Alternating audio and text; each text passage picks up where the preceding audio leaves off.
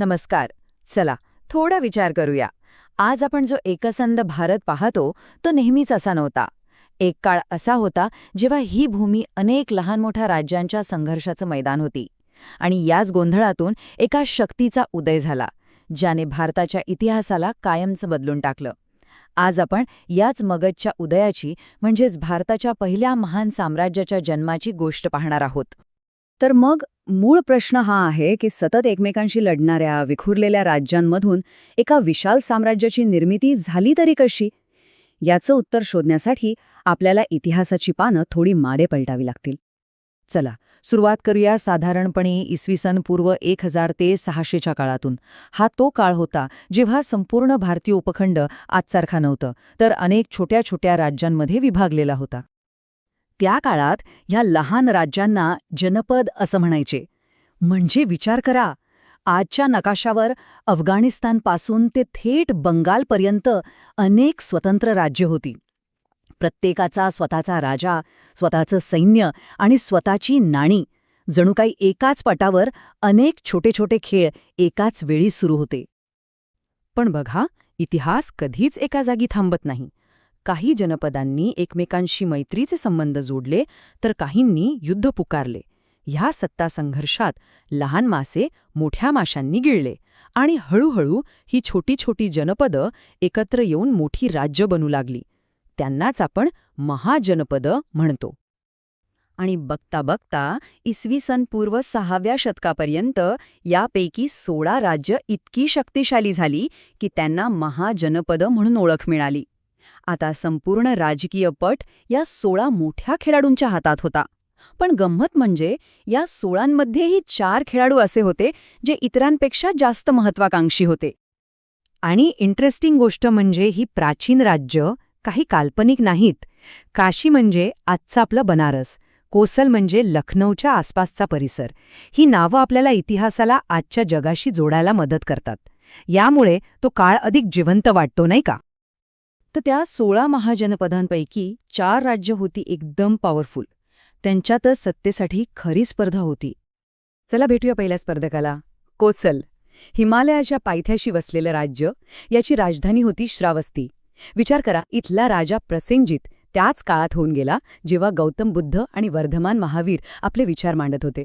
म्हणजे हा इतिहासाचा किती महत्वाचा संगम होता. आता वळूया दुसऱ्या स्पर्धकाकडे, वत्स. हे होतं आजच्या अलाहाबादजवळ. त्याची राजधानी कौशांबी ही फक्त एक राजधानी नव्हती, तर एक गजबजलेलं व्यापारी केंद्र होती. आणि म्हणतात ना, जिथे पैसा असतो तिथे सत्ता असते. राजा उदयनकडे दोन्ही गोष्टी होत्या. तिसरा स्पर्धक होता अवंती, आजच्या माळवा प्रदेशात. याची राजधानी उज्जैनी देखील एक महत्वाचं ट्रेड सेंटर होती. पण अवंतीची खरी ताकद होती तिथला राजा प्रद्योत, ज्याची नजर संपूर्ण उत्तर भारतावर होती आणि तो खूपच महत्वाकांक्षी होता.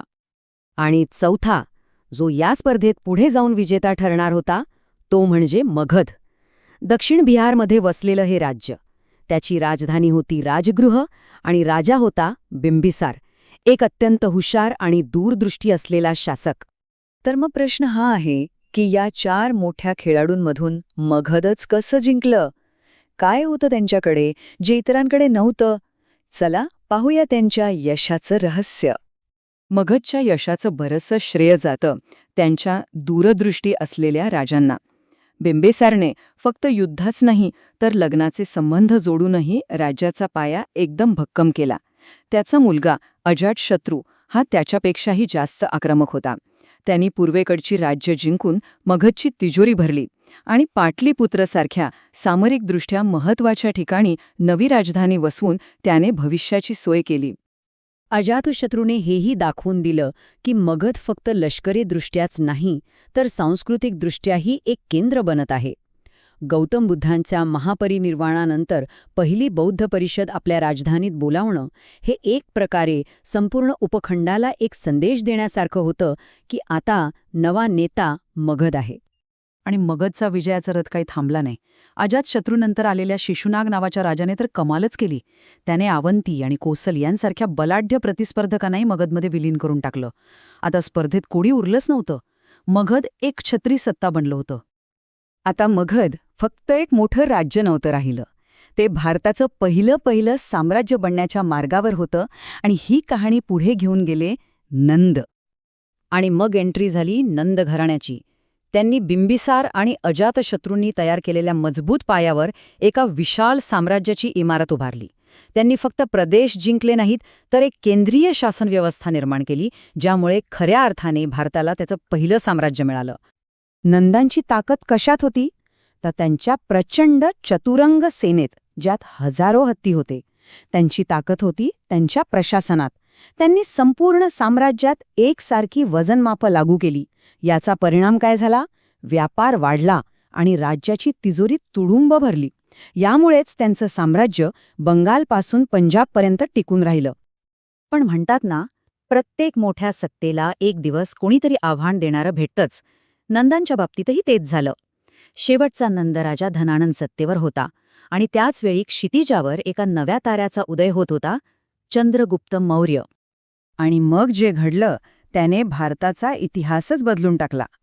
आचार्य चाणक्याच्या मार्गदर्शनाखाली चंद्रगुप्त मौर्याने थेट पाटलीपुत्रावर हल्ला केला, नंद सत्तेचा अंत केला आणि भारताच्या इतिहासातील सर्वात मोठ्या साम्राज्याचा पाया रचला, मौर्य साम्राज्य. मगधने सुरू केलेला सत्तेचा प्रवास आता एका नव्या शिखरावर पोहोचला होता. तर मगधने एका साम्राज्याचा पाया रचला आणि नंदांनी त्यावर कळस चढवला. पण इतिहास आपल्याला हेच शिकवतो की सत्ता मिळवणं एक गोष्ट आहे आणि ती टिकवून ठेवणं ही पूर्णपणे वेगळी गोष्ट आहे. तर मग विचार करण्यासारखा प्रश्न हा आहे की कोणती गोष्ट एखाद्या सत्तेला चिरस्थायी बनवते?